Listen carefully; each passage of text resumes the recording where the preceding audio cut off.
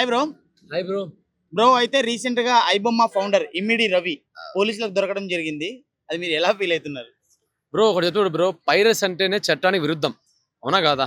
Virus అంటేనే అది చాలా విరుద్ధం సినిమా వాళ్ళకి కానీ అందరికి కానీ.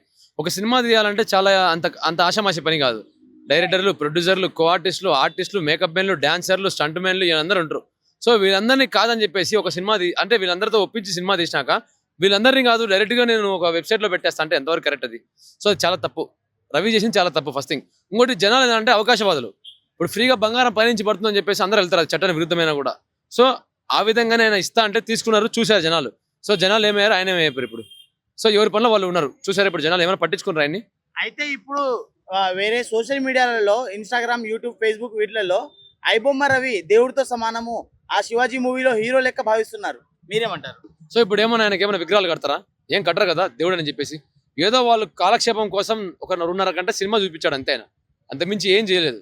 సో దానికి జనాలు ఏంది, థియేటర్కి వెళ్ళి మేము డబ్బులు ఖర్చు పెట్టలేము, కూర్చొని చూసాం కదా, సో ఆయన మాకు దేవుడు అని చెప్పేసి అంటున్నారు. సో ఇక్కడ ఎవరు దేవుడు, ఆయన ఎవరికేం దేవుడు కాదు. చట్టం చూసుకుంటే ఆయన చాలా తప్పు చేశాడు.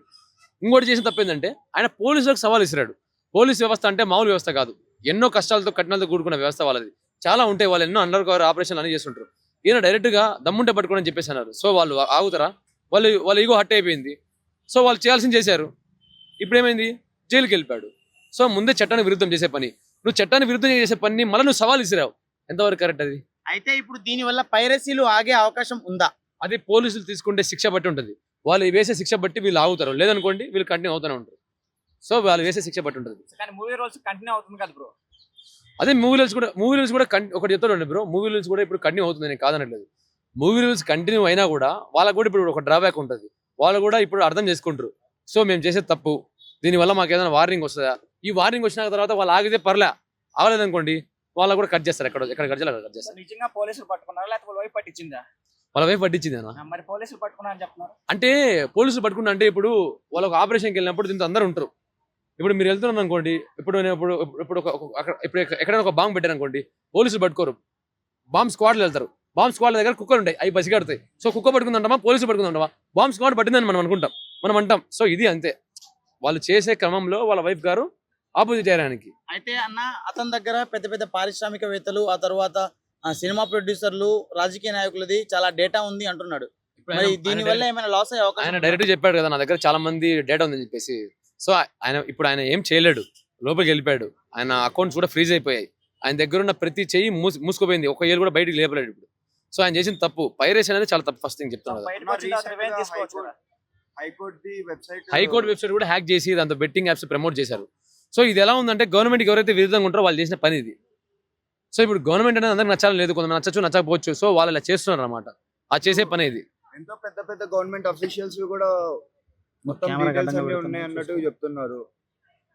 ఒకటి చెప్తుండండి, ఇప్పుడు సామాన్యుల దగ్గర ఏదైనా చేసినా అక్కడ వాళ్ళ న్యాయం జరుగుతుందో లేదో తెలియదు, కానీ హయ్యర్ అఫీషియల్స్ కానీ లేకపోతే వ్యవస్థలో ఉన్న వాళ్ళని కానీ పవర్లో ఉన్న వాళ్ళని చేస్తే మాత్రం వాళ్ళ అడ్రస్ ఉండదు. మ్యాక్సిమం వాళ్ళతో పెట్టుకున్నంటే ఆడ కనెక్షన్ కదిలిచ్చారంటే ఖచ్చితంగా వాళ్ళు ఎంత దూరమే వెళ్తారు, ఎందుకంటే చాలా వ్యవస్థలు ఉంటాయి వాళ్ళ వెనకాల. అయితే అన్న ఇప్పుడు అతను దొరికిపోయాడు, కానీ అతని దగ్గర ప్లాన్ బి ఏదో ఒకటి ఉండే ఉంటది కదా, అది ఎగ్జిక్యూటివ్ చేస్తే ఒకటి చెప్తాడండి, ఎగ్జిక్యూటివ్ చేయలేడు. మీరు అఫీషియల్ ఉండండి, ఇప్పుడు మేము చేసిన తప్పు అని చెప్పేసి బప్పం టీవీ వాళ్ళేమో పెట్టారు, అలా మేము చేసిందే తప్పు, సో మా అకౌంట్ మేము తీసేస్తున్నామని చెప్పేసి అన్నాడు వెబ్సైట్ని. సో అర్థమైపోయింది, ఇంకా మేమేం చేయలేము, ఇంకా అటు వెళ్ళాడు, ఇటు అడుగు వెళ్ళాడు, అటు అడుగు వెళ్ళాడు. ఇప్పుడు సో స్టెబుల్గా నిలబడిపోయాడు, ఇంకేం చేయలేడు. అయితే ఐబొమ్మ బప్పం రెండు ఒకటే కదా బ్రో? అది రెండు ఒకటే. ఐబొమ్మనే కాస్త బప్పంగా మారింది, ఎక్కడ సవాల్ ఎదుర్కోవాలని చెప్పేసి ఆ బప్పం ఆయన ఇలా పెట్టాడు. పైరసీ రాదంటారా? పైరసీ రావడం చాలా కష్టం. ఒకవేళ వచ్చినా కూడా వీళ్ళకి సంబంధం లేని వస్తాయేమో, రావచ్చు, చెప్పలేము. వీళ్ళకి సంబంధం లేని రావచ్చు, వీళ్ళైతే ఇంతటితో క్లోజ్ అయిపోయింది. సో మరో రవి రావచ్చు కదా, ఇంకొక రవి రావచ్చు కదా. ఇంకో రవి రావచ్చు అంటే వీళ్ళకి తీసుకునే శిక్షణ బట్టి ఉంటుంది, వీళ్ళకి ఇచ్చే శిక్షణ బట్టి ఉంటుంది. వీళ్ళకి ఏం లేదని బెయిల్ వచ్చింది అనుకోండి, మళ్ళీ వీళ్ళు ఇలాంటి వాళ్ళు తయారవుతారు, ఏముందిలే మౌలంగా అని చెప్పేసి. వీళ్ళని గట్టిగా తొక్కి పెట్టాను అనుకోండి, ఎవరు రాలేదు. ఎందుకంటే భయం అనేది ఉంటుంది జనాల క్రియేట్ అది. ఇప్పుడు ఎవరైనా కానీ ఏదైనా రేపు కానీ అటెంప్ట్ మర్డర్ చేసినప్పుడు వాళ్ళకి గట్టిగా శిక్ష చేస్తే ఇంకో రాడు. వాళ్ళ శిక్షలు ఊరికే వదిలేసి బెయిల్ మీద వచ్చేసారు అనుకోండి, పుడుతూనే ఉంటారు, ఇంకోటి తప్పు చేస్తాడు. సో అన్న మూవీ రూల్స్ అతనికి సెన్సార్ దగ్గర నుంచి సపోర్ట్ వస్తుంది, సెన్సార్ వాళ్ళ దగ్గరికి వెళ్ళి కట్ అయిన సీన్లు కూడా మూవీ రూల్స్ లో రిలీజ్ చేస్తున్నారు అని చెప్తున్నారు. మరి దాని మీద మీ అభిప్రాయం చెప్పండి. వాళ్ళకి డైరెక్ట్ కనెక్షన్ ఉంది కాబట్టి వాళ్ళు ఏం చేయలేరు. ఇక్కడ ఇంకోటి చెప్తుండండి, వ్యవస్థల్ని మేనేజ్ చేస్తే ఏం కాదు, వ్యవస్థల్ని మేనేజ్ చేస్తే ఏం కాదు. వ్యవస్థల్ని మేనేజ్ చేయకుండా సవాల్ ఇస్తే మాత్రం ఎక్కడికైనా పోతారు వాళ్ళు. అయితే అది కూడా తప్పే కదా బ్రో, మూవీ రూల్ చేసేది పైరసీయే కదా, అది కూడా తప్పే కదా, మరి దాన్ని ఎందుకు వెనకేసుకొస్తున్నట్టు? ఇప్పుడు మీరు అంటున్నారు కదా వాళ్ళకి లేనిది కూడా వీళ్ళకి ఇస్తున్నారని చెప్పేసి, అక్కడ ఎక్కడైతే కట్ అవుతున్నాయో ఆశన్స్ కూడా ఇస్తున్నాయి, మాకు పైన కూడా చాలా ఉన్నాయని చెప్పేసి వాళ్ళు అన్నారు కదా మూవీ రూల్స్. సో ఎవరేం చేయలేరు. మీరు ఒకసారి చూడండి, ఐబొమ్మకి మూవీ రూల్స్ చాలా తేడా ఉంటుంది. ఐబొమ్మ ఏంది సవాల్ చేసి పడేసింది, మమ్మల్ని పీకలేరు కొట్టలేరు అన్నది. కానీ మూవీ రూల్స్ ఎప్పుడేం చేసింది అట్లా చేయలే.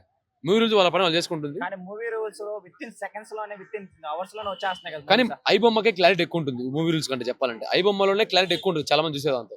అన్న ఇప్పుడు అంటే నేను ఎక్కువ చూడను. ఇది కాదు మ్యాటర్, క్లారిటీ కాదు. అవును. ఒక సినిమాని ఎలా చూసినా గానీ అది పైరసీ, దాని స్టోరీ లీక్ అయిపోతుంది, జనాలు థియేటర్ కి వెళ్ళి చూడరు, ఆ సినిమాకి చాలా లాస్ జరుగుతుంది.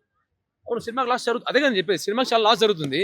ఆ లాస్ వల్లే కదా ఇప్పుడు ప్రొడ్యూసర్లు వాళ్ళు పోరాడింది ఐబొమ్మ మీద, వాటి మీద, వీటి మీద. ఇప్పుడు మూవీ రూల్స్ మీద కూడా పోరాడతారు కొన్నాళ్ళు చూడండి. అయితే కొందరు చెప్తున్నారు కదా సినిమాలలో టికెట్లు రేట్లు ఎక్కువ ఉండడం వల్ల మా లాంటి వాళ్ళు ఇలాంటి వెబ్సైట్లను చూస్తున్నాము, లేకుంటే మాకు టికెట్ రేట్ తక్కువ ఉంటే మేము చూడము కదా అంటున్నారు. సరే ఇది ఒకసారి మీరు వినండి. సినిమా రేట్లు టికెట్లు పెంచడానికి కారణం ఎవరు చెప్పండి? వాళ్ళు కాదు, వీళ్ళు కాదు.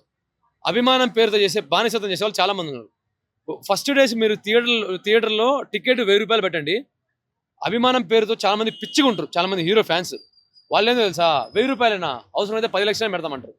దానివల్ల వాడు అవకాశం తీసుకుంటున్నాడు, ఆ టికెట్ పెంచేవాడు ఎవడుతున్నాడు. వాళ్ళు పెంచింది వాళ్ళ తప్పు కాదు, అది పెంచినా కూడా చూస్తున్నారు కదా వీళ్ళ తప్పది. అభిమానం పేరుతో పిచ్చిగా చేసే ఫ్యాన్స్ తప్పది. ఒక ఎగ్జాంపుల్ చెప్తా, ఒక పెద్ద హీరో సినిమాని 100 రూపాయలు టికెట్ పెట్టండి, ఫ్యాన్ వెళ్తాడు, ఏంది 100 రూపాయల టికెట్, మా హీరో రేంజ్కి 100 రూపాయలైనా 1000 రూపాయలు పెట్టమంటాడు. నిజం, ఇది వాస్తవం, ఇది థియేటర్ దగ్గర చూస్తున్నదా. ఇదే సినిమా మీరు ఎగ్జాంపుల్ చెప్తున్నా, మన ఒక సినిమా వచ్చింది పెద్ద హీరో సినిమా, నాకు గుర్తులేదు. ఆ సినిమాకి 1,00,000 రూపాయలు పెట్టి టికెట్ కొన్నాడంట. 1,00,000 రూపాయలు పెట్టి టికెట్ కొంటా అంటుంటే 1000 రూపాయలు హైక్ అవుతుంది. ఇంకా వాడు అంటాడు, అరే వీళ్ళు పిచ్చోళ్ళు రా, వీళ్ళు 1,00,000 రూపాయలు పెట్టినా కూడా టికెట్ పెట్టి 1,00,000 రూపాయలు పెట్టినా కూడా కొంటున్నాడు, సో టికెట్ 1000 రూపాయలు పెడతాం ఏముంది. సో ఆ తప్పు వాడిది కాదు, అది చూస్తున్న వీళ్ళ తప్పు. సో తప్పు వీళ్ళ అనాలా, ఫస్ట్ వాళ్ళం కాదు అనాల్సింది, వీళ్ళ తప్పు. జనాలు రవి ఒక్కడే కాదు క్రిమినల్, రవి వెబ్సైట్ లో చూసి ప్రతి ఒక్కరు క్రిమినల్ అని అంటున్నారు. పైరసీ ఎంకరేజ్ చేసే ప్రతి ఒక్కరు తప్పండి, పైరసీ ఎంకరేజ్ చేయడమే తప్పు. మీరు ఎగ్జాంపుల్ చూసుకుంటే నాకు తెలుగు హీరోలు చూడలేదు కానీ తమిళ హీరోలు విశాల్, సూర్య, వీళ్ళందరూ ఒకసారి పైరసీ మీద అప్పటికప్పుడు వెళ్ళి షాపులో కూడా రైడ్ చేశారు. అప్పటికప్పుడు వెళ్ళి వాళ్ళు పైరసీ మీద చాలా యాక్షన్ తీసుకోమని చెప్పేసి పోలీస్ స్టేషన్లో చాలా కంప్లైంట్లు పెట్టారు. కొత్తగా అక్కడ చట్టాలు కూడా నమోదైనాయి అప్పట్లో, ఒక 10 years బ్యాక్ అనుకుంటా, 6 to 10 years బ్యాక్. సో అక్కడ మొదలైంది, ఇక్కడ ఎందుకు చేయలేపారు పైరసీ గురించి అంటే ఎవరు పట్టించుకోలే. ఇప్పుడు ఐబొమ్మ వచ్చింది, వీళ్ళని పట్టించుకున్నారు, చేయడమే తప్పు. దానికి సవాల్ ఇస్తున్నాడు, పోలీసులు ఈగో హట్ అయింది, ఏమైంది లాస్ట్కి అది. అయితే అన్న ఇప్పుడు ఈ పైరసీ వ్యవస్థ మారాలంటే ఎలాంటి చర్యలు తీసుకోవాలి సినిమా ఇండస్ట్రీ తరఫున కానీ? పైరసీ ఇప్పుడు ఒకటి చెప్తానండి, పైరసీ మారాలంటే ఏం లేదండి, జనాలు థియేటర్కి వెళ్ళి చూస్తే ఆటోమేటిక్గా మానుకుంటారు. జనాలు థియేటర్కి వెళ్ళట్లేదు. ఫస్ట్ థింగ్ మీరు అంటారు కదా 1000 రూపాయల టికెట్ అని చెప్పేసి, అది జనాల మైండ్లో ఉందో నాకే తెలియదు. సినిమా థియేటర్కి జస్ట్ ఒక ఎంటర్టైన్మెంట్ పర్పస్కి వెళ్తే ఇవన్నీ ఏం కనపడవు. సినిమాకి ఏమైనా డైలీ వెళ్తామా? మనం డైలీ చేసేది ఏంటి, నిత్యావసర సరుకులు వాటి మీద చూస్తాం. అవి రేట్లు పెడితే ఎవరు అడగరు. టికెట్లు పెరిగినంటే ఎమ్మంటే పెడతారు. అంటే తప్పు, పెంచడం తప్పు. ఎవరి తప్పు? జనాలు, అది మనోళ్ళదే తప్పు. వాడు ఎంత పెట్టినా కానీ మీరు చూస్తారు. ఫస్ట్ థింగ్ ఆగుతుండ్రా ఫ్యాన్స్? ఆగట్లే కదా. ఫస్ట్ రోజు 1000 రూపాయలు టికెట్ పెట్టామంటే 1000 రూపాయలు ఏంది, 2000 నేను బ్లాక్లో పెట్టుకుంటా, 3000 నేను బ్లాక్లో పెట్టుకుంటే, అంటే వీడు అంత రేటు పెట్టుకుంటే అంత అభిమానం చూపిస్తాడు. దాని అర్థం వీడిని చూసి 10 మంది తయారవుతారు మళ్ళీ. కానీ చాలా మంది జనాలు ప్రైసెస్ ఎక్కువ అని చెప్పేసే కదా అన్న ప్రైవసీ దాడికి వెళ్తున్నారు. సరే అన్న, మీరు కాదు. సరే ఈసారి నేను వస్తాను మీతో పాటు. ఏదన్నా పెద్ద హీరో సినిమా ఉంటే, పెద్ద హీరో సినిమా ఉంటుంది, పెద్ద హీరో సినిమా దగ్గరికి వెళ్ళి మీరు అడగండి ఒకసారి. మీరు అంటారు కదా టికెట్ రేటు పెరిగిపోయాయి అని చెప్పేసి అంటారు కదా. సరే మీరు ఈసారి వెళ్ళినప్పుడు పెద్ద హీరో సినిమా వస్తుంది కదా, అక్కడికి వెళ్ళిన థియేటర్ దగ్గరికి వెళ్ళండి. 2000 టికెట్ పెట్టి లోపలికి వెళ్ళిన వాళ్ళు 100 మంది ఉంటారు. 100 అందరూ 2000, 3000 పెట్టి వెళ్తారు టికెట్. సో వాళ్ళ తప్పు. అంత రేటు పెట్టినప్పుడు మరి వాళ్ళు వెళ్ళడం ఎందుకు? వాళ్ళు అక్కడ మానుకుంటే ఫస్ట్ రోజే, తర్వాత టికెట్ రేటు పెరగవు కదా. సో అదనమాట. సో ఇప్పుడు ఒకటి చెప్పండి, పైరసీ వ్యవస్థ మారాలంటే ఏం చేయాలి బ్రో? యాక్చువల్గా పైరసీ వ్యవస్థ మారాలంటే ఒకటే పని చేయాలి బ్రో. మనం అప్పట్లో పాత సినిమాలు ఉండే కదా, ఆ రీల్స్ పెట్టి తిప్పడాలు, రీల్స్ పంపించడాలు ఉండే కదా. ఇప్పుడు మళ్ళీ అదే వ్యవస్థను తీసుకురావాలి.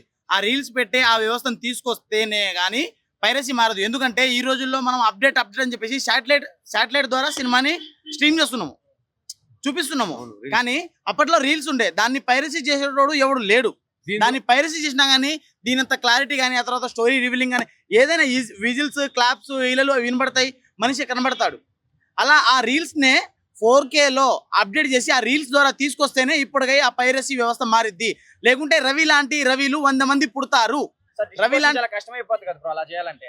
చేయాలి. అప్పట్లో ఎట్లా చేశారో ఇప్పుడు కూడా అదే చేయాలి.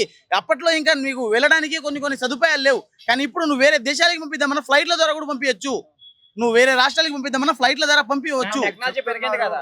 టెక్నాలజీ పెరిగింది. కానీ ఇప్పుడు ఈ పైరసీ వ్యవస్థను ఆపాలంటే ఖచ్చితంగా పాత టెక్నాలజీని తీసుకురావాలి. పాత టెక్నాలజీని తీసుకొస్తేనే కానీ ఈ వ్యవస్థ మారదు. ఇప్పుడు పాత టెక్నాలజీ అంటున్నారు, మరి దారిలో చాలా జరుగుతాయి కదన్నా.